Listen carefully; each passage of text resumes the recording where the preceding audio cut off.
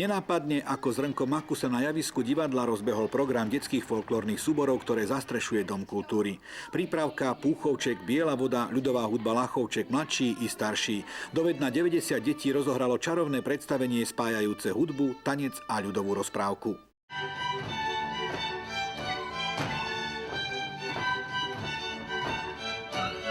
U mňa sa ten nápad tak nejako rozvíjal, lebo pôvodne som chcela, že ten chlapec, ktorý je u starej mamy, tak mu bude stará mama rozprávať 3 rozprávky. Mala byť jedna o Kováčovi, jedna mala byť o Makovičke a tretí mal byť Maťko a Kupko. Ale potom už som prišla na to, že teda je to veľmi veľké sústo, tak som spojila toho Kováča s tou Makovičkou a nejak som sa teda pustila prvýkrát do rozprávky. No. V rozprávkovom príbehu si ovdovený Kováč berie do domu novú ženu. Macocha Kováčovej dcére Maruške strpčuje život a tak jej mamička z neba pre útechu pošle makové zrnko.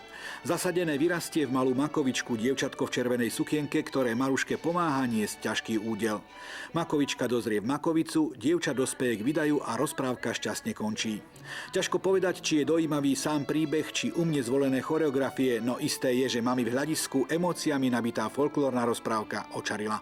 To bol najkrajší darček, aký si môže mami naželať. Veľmi pekný. Stredala som jednu vrečkovku za druhou. Bola som tak dojatá. Slzičky boli, aj úsmevy, aj radosť, takže tak, ako to má byť, naozaj krásne. Veľmi pekné. Vnúčka mala premiéru, takže sa teším. Mala som tú vnúčku, hrala na huslách. Nemám čo k tomu viacej dodať, by som sa rozplakala.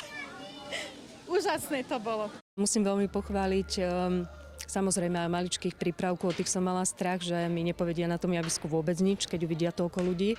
Ale veľmi chcem pochváliť Bielu vodu, pretože tu som v januári, keďže sa robili v septembri presuny, tak v januári mi dievčata neurobili 2 točky za sebou, takže to im doteraz hovorím, 2 točky za sebou ste neurobili a teraz ste tancovali na javisku, takže s nimi to bola obrovská drina.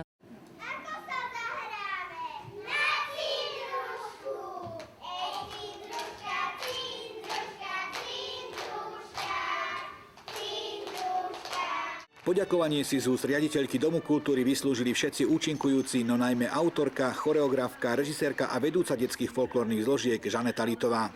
A tej sa ušla kytička aj od jej zverencov, ktorí ju považujú za svoju druhú folklórnu mamu. Na zázrak stačilo to jediné zrnko, ktorým si bola ty.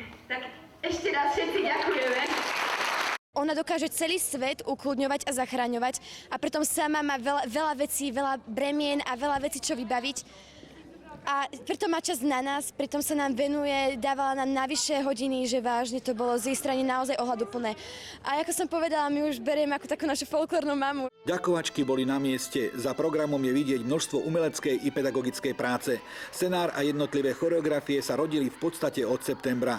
Najnáročnejšie boli posledné dni intenzívnych skúšok. Keď sme to dávali dokopy, to bolo hrozné. To bola prvá skladačka, to bola jedna sobota. A v ďalšom týždni potom štvrtok, piatok a vlastne dnes ešte do obeda, čiže už hore z techniky prebiehali možno 4 tie generálky za sebou, takže aj so svetlami, aj so zvukom, so zastavovaním, plus tá, čo bola, no dokopy možno 5.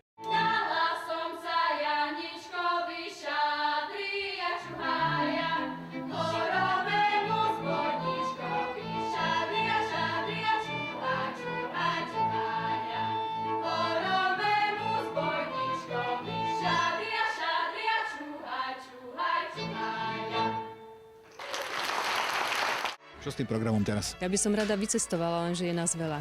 Prajeme folkloristom, aby sa im s programom vycestovať podarilo a neostalo len pri jednom vystúpení.